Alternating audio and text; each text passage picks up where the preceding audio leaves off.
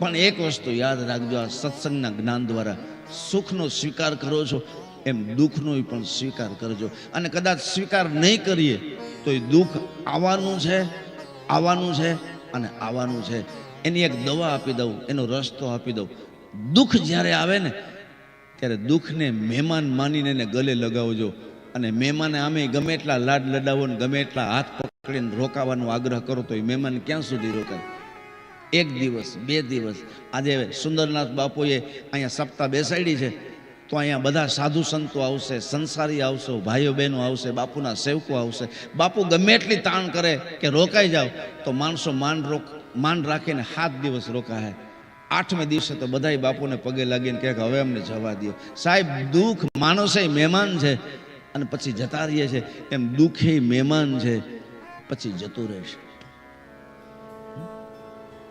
અને સુખને તમારે હાથ પકડીને ગમે એટલું કહેવાનું કે રોકાઈ જા કાયમી માટે.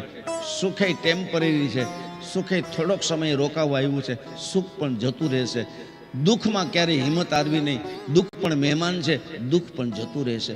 પરમેનન્ટ કાંઈ છે નહીં.